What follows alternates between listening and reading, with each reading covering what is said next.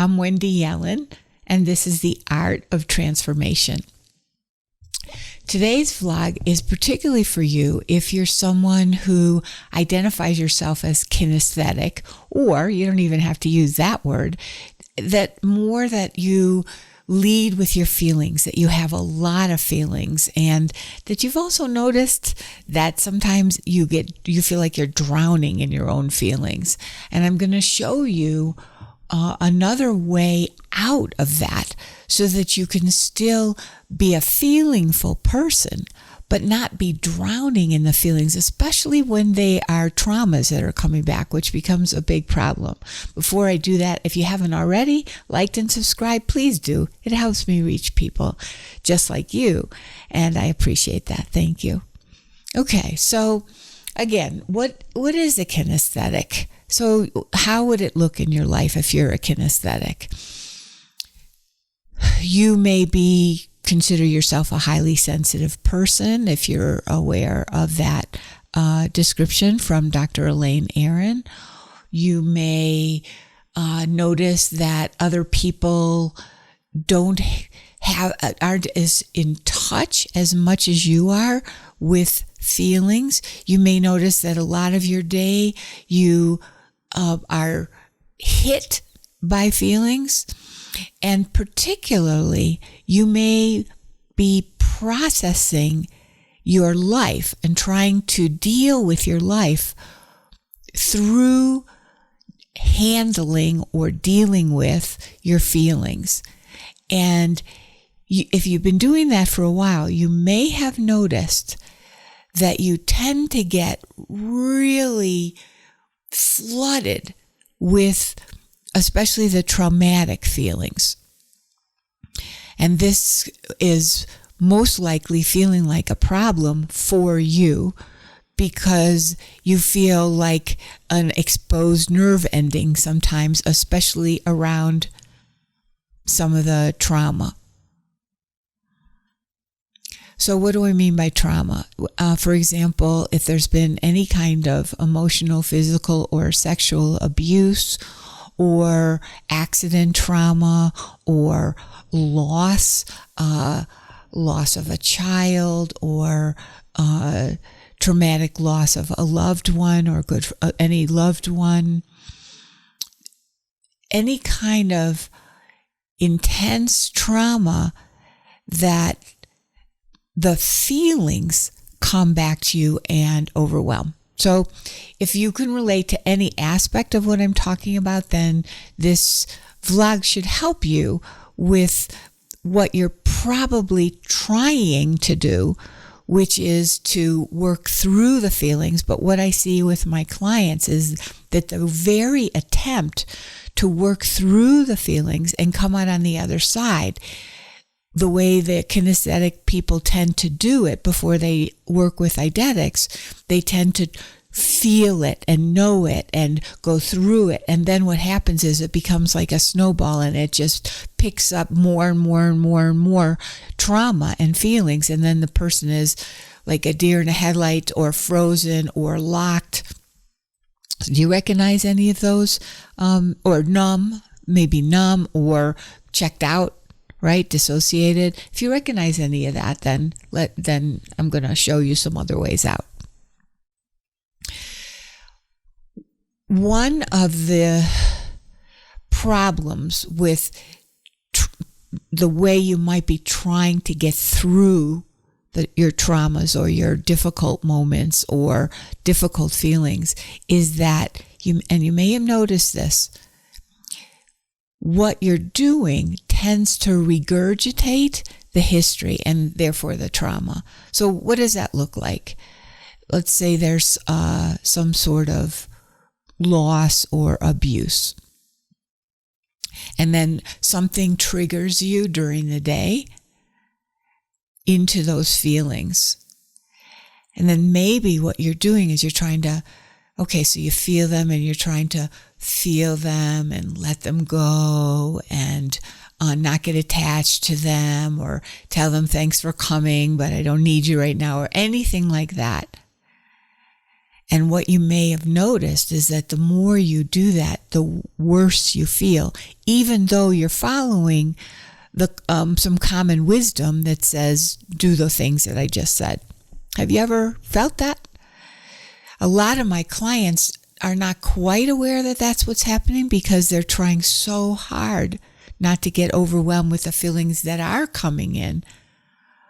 But as we work together and they see and feel what's actually happening, they realize, oh my goodness, I'm just repeating the trauma in trying to get through it. I'm in it over and over and over again. So you may not be aware of it, but perhaps what I'm saying can show you a possibility of what might be happening for you. So it feels like you're doing the work for yourself and you feel good. You feel good, like I'm really working on myself, would be the sense you would have. Yet at the same time, nothing seems to really be changing. Well, that's a clue. Okay, that's a big clue. The other piece of this is that because you're already doing your best to work yourself out of this overwhelming feeling place, it's aggravating and probably discouraging over time because it doesn't really feel like it's getting better. On the other hand, you may feel like, wow, I'm doing really great work on myself. Look at all the feelings I'm letting myself feel. Yes, that's good. But what is the result for you? Do you actually feel better? And more important even than feeling better, is more of you, the organic, natural, healthy, if you will, you, the natural you, coming forward in your life. So for example, how you speak to people, how you notice, not you're able to, but you notice that you're able to feel other people without getting overwhelmed and feel your own heart and be in situations that used to trigger you and deal with and sail through it, not just without getting triggered, but also in a confident, beautiful, centered, truly present way. Because if those things aren't coming through, then are you really accomplishing what you're setting out to accomplish, which is to truly deal with the trauma?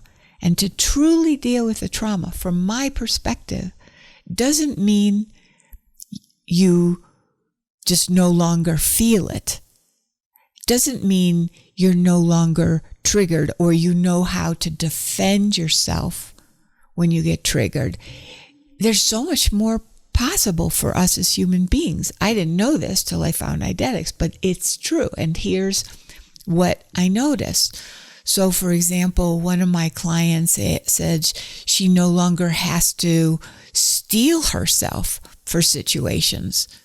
She's definitely a highly sensitive person and in a very stressful, high-level job.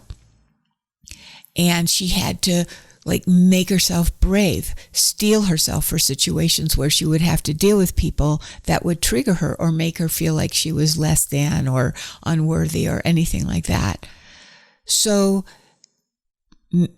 if you're getting through the situations without being completely dissociated or losing yourself, that's great. Great. Good for you. And there's more. There's a lot more. And that is what I described before, that not only do you not get triggered, not only do you know how to handle it when it comes up, but instead you're dealing with it as if you were the person who had never been traumatized. And that is because that history has been lifted, truly lifted off of you. And now you're able to respond to life from who you are and who you were before that history happened to you. That's completely possible. I see it all the time. It's simple actually, the process is simple. There is work to be done, though. Definite work to be done. I'm going to show you a little bit more about that in a moment. One of the major contributions of Dr. Akhtar Asen, who was the father and founder of Eidetic imagery therapy, my mentor, my teacher, and my beloved friend, is that instead of, for example, for you kinesthetics, and I'm not one, but I work with a lot of kinesthetics, although I have a lot of kinesthetic ability. One of the things that the major contribution he made is that he started the transformational process. Instead of starting it with what am I feeling, which is what a kinesthetic would naturally do, he started it with the images that were coming from the deeper consciousness, not visualizations that somebody else created. Sometimes it's images of that, well, it's always images that come from inside of you or the client. And then come the feelings, and there are multiple layers of meaning. But you don't start with meaning and you don't start with feeling. So here's what happens when I work with a client who normally who is kinesthetic and normally gets so shaken and so unnerved and often will dissociate to a certain degree with because they're so in their feelings, and it's a traumatic feeling that we're talking about. So they'll go into the feelings, and then when they're talking to me and they automatically are doing what they would normally do, they go straight into the feelings. So, and then they start to get overwhelmed and they're kind of gone. So I have them instead stay with the image of what's traumatizing them. So let's say it's a loss of a child, for example. So of course, all those body feelings are there, and they would tend to lead. But at the same time, so I would then probably have that person see an image of whatever aspect of the loss they're feeling right now. So for example, maybe it's when they first find out. Now there's a historical picture that's a memory, but we're not dealing with memory here. We're dealing with an eidetic image, which has a life of its own. So instead of just remembering, which is more like a thought, remembering the loss, they would see perhaps it's individualized, the moment when they found out. So let's say this person finds out she lost a child. So the trauma is immediately in the body and is overwhelming. I can already feel it myself. So instead, I might have her watch the image of what we call a memory image. So she's looking at that moment, but she's not thinking or remembering it or refeeling it. She's first looking at it. And this image, while is not a historical record, it's an eidetic image. So it has more to it than you might remember, and also more to it than was in the history. All the aspects that you couldn't get to in the history, all the aspects of yourself that maybe got locked off or frozen or kicked up and pushed away or whatever.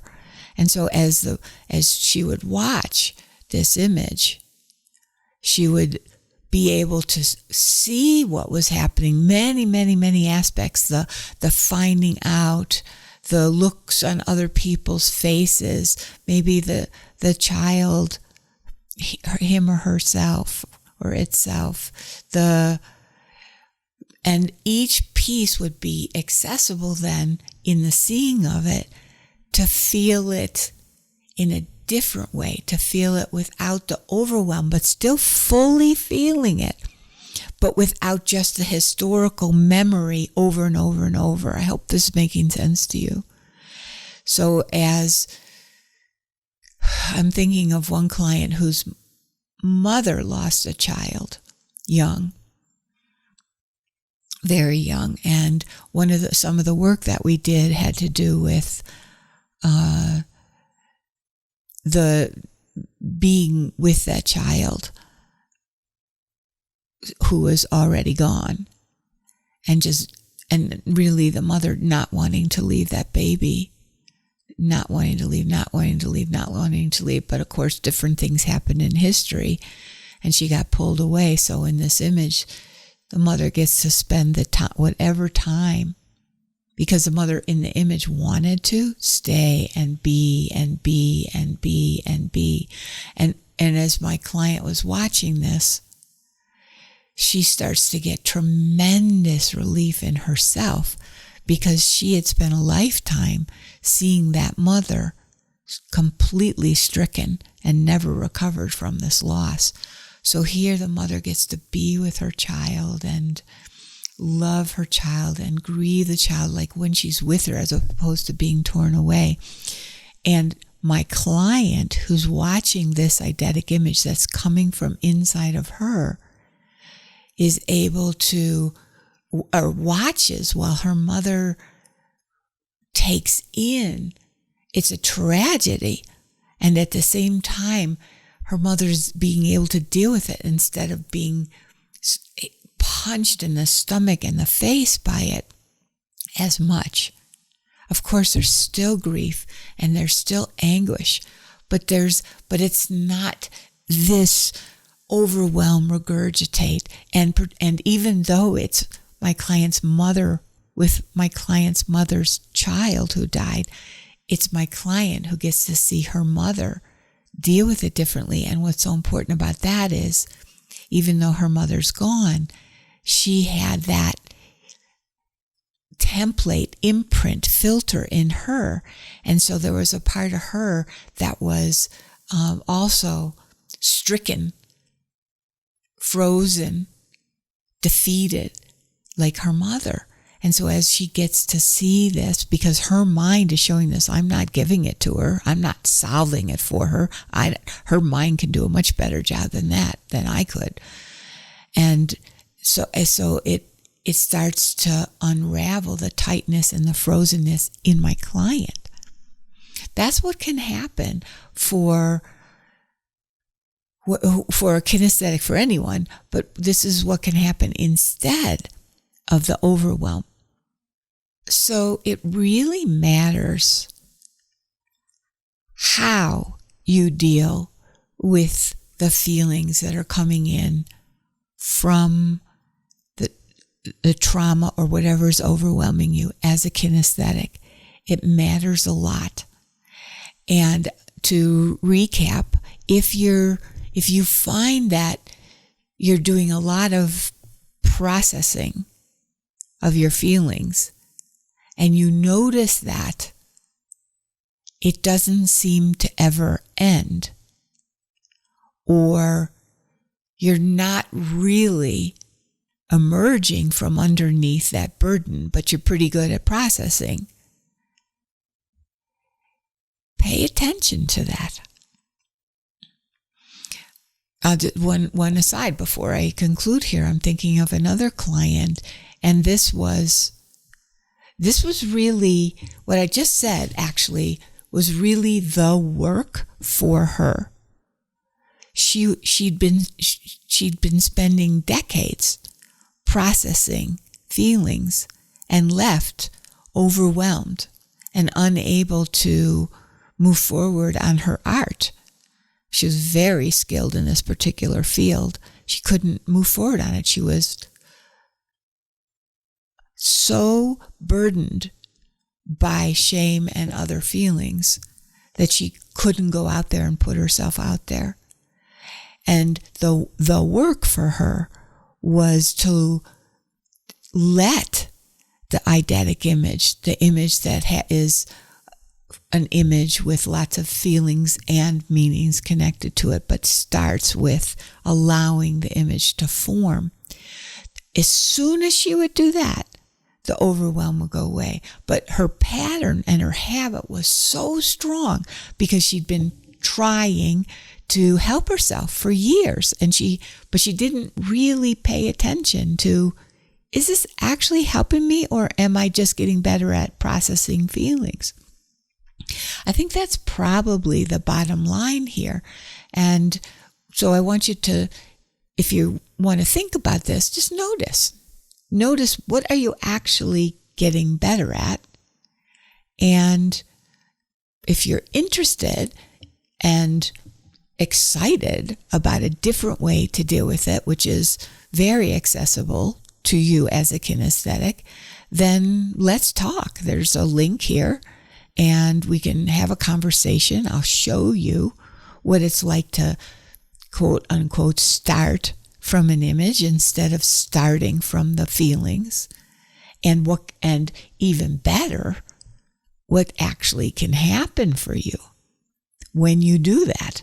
How much change is possible, including all kinds of like aches and pains and strange things that are happening in your body that don't feel good.